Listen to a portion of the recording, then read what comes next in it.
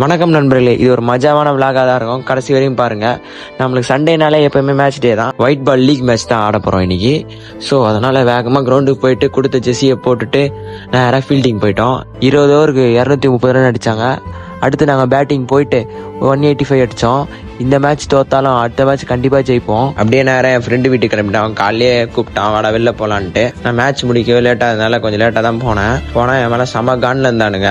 11 மணிக்கு வர சொன்னா எப்படா வர அப்படின்னு சொல்லி திட்ட ஆரம்பிச்சிட்டானுங்க. டேய் கொஞ்சம் லேட் ஆயிடுச்சுடா, அது ஏன்னா திட்டி நிற்கிறீங்க, வாங்கடா போகலாம் அப்படின்னு சொல்லிட்டு டே கொஞ்ச நேரம் சீரோ கிட்ட பேசிட்டு வாங்கடா ஸ்விம்மிங் பூல் போகலாம் அப்படின்னானுங்க. சரிடா வாங்கடா சொல்லிட்டு அங்கேருந்து மச்சாவா ஸ்விம்மிங் பூல் போயிட்டோம்.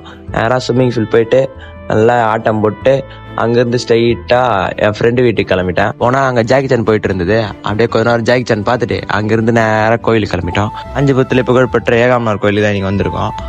வருஷம் நடக்கிற பெரிய கோவில் திருவிழா இது. கும்பாபிஷேகம் இருந்ததுனால ஒரு 3 வருஷமா கோவில் திருவிழா நடத்தாம இருந்தானுங்க. இந்த வருஷம் தான் கோவில் திருவிழா நடத்தினானுங்க. செம கூட்டமா இருந்து கூட்டத்து நடுவில் என் மச்சான் வீடியோ எடுக்க சொன்னான். ஆமையெல்லாம் பார்க்கல, கோயிலை மட்டும் சுற்றி பார்த்துட்டு அங்கேருந்து நேராக வெளில வந்து என்னோட ஃபேவரட் ஸ்பாட்டான பன் கடைக்கு போயிட்டு பன்னை சாப்பிட்டு கிளம்பிட்டேன். இதோட அடுத்த வீடியோவில் பார்க்குறேன்.